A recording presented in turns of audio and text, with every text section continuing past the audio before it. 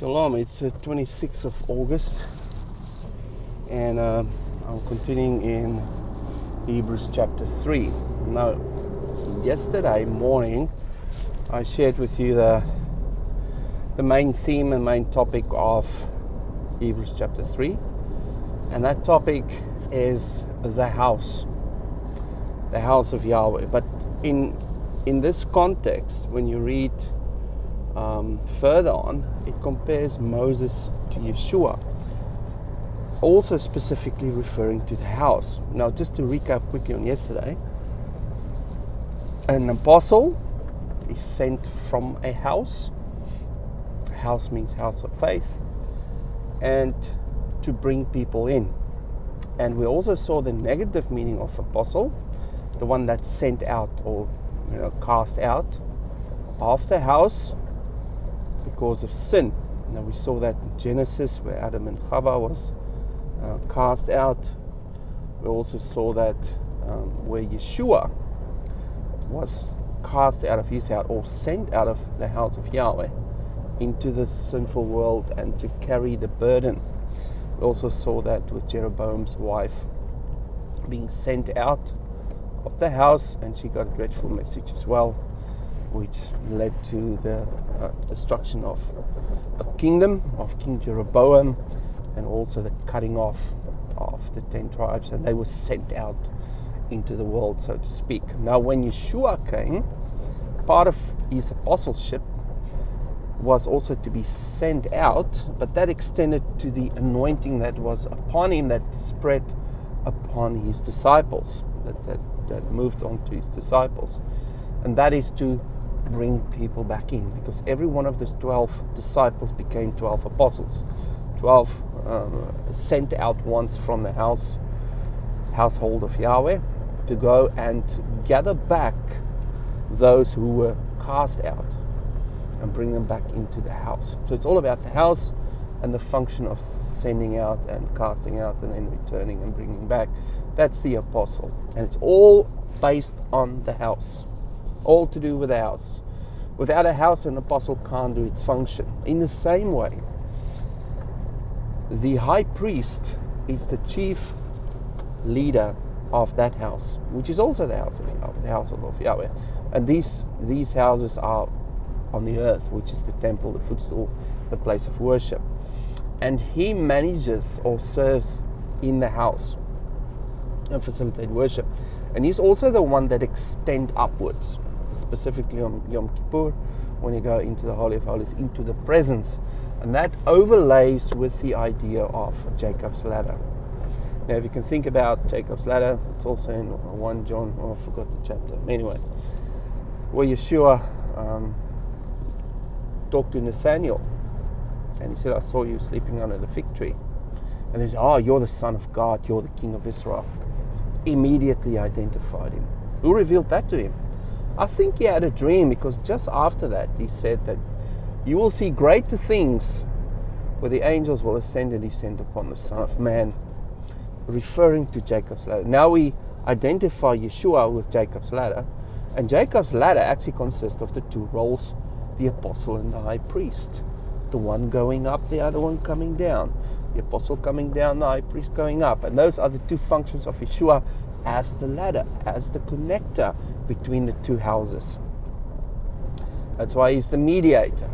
He is the Messiah, the one who connects us, the one who brings us back, the one who intercedes for us, the one who comes and gather us, and the one who suffered in our place. That's all to do with the apostle.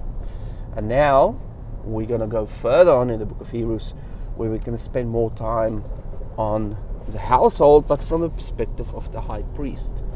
Now, what I mentioned yesterday is where the word priest is first used is in Genesis, where Melchizedek was revealed as the high priest.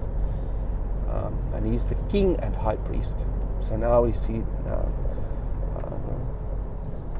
Nathaniel comment or revelation, you're the Son of God, the King of Israel, the King.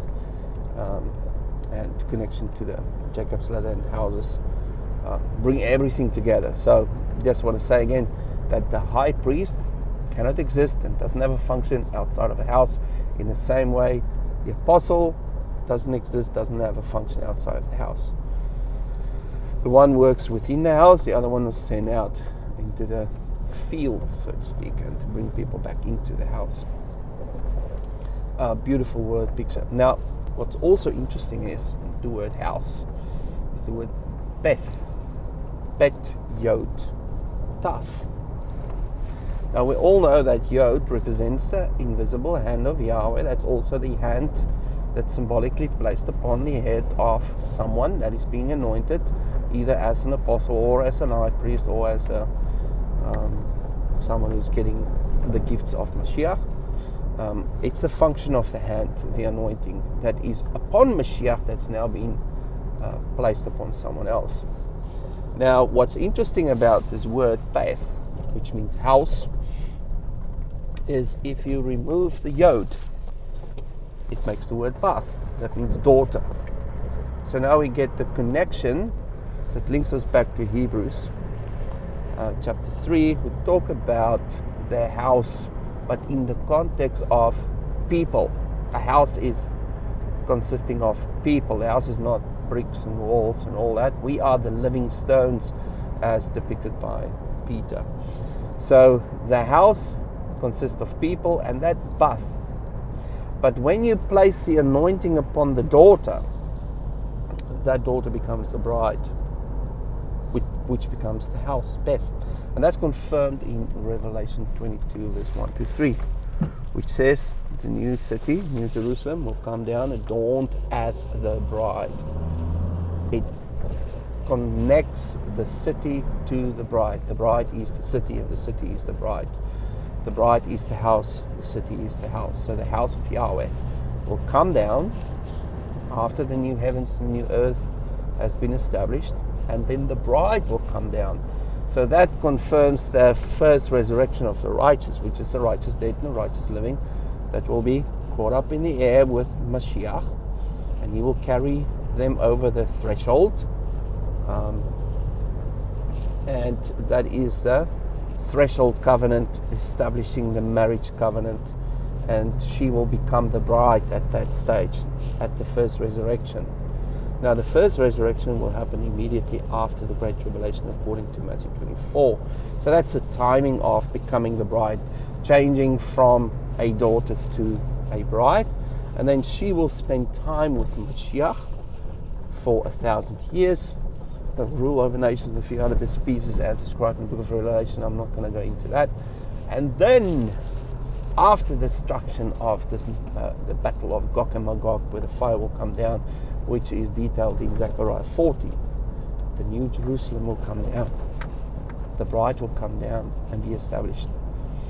And then the king will rule over all the earth. And then the mountain, which is in Isaiah 2, the mountain of Yahweh, will be the place where the nations, the inheritance, the people of the inheritance, will go up to the mountain to listen to the Torah being taught by Mashiach, the shepherd, the leader, the king, as well as the high priest. So that's all for today. I hope you have a lovely day. I'll speak to you soon. Shalom.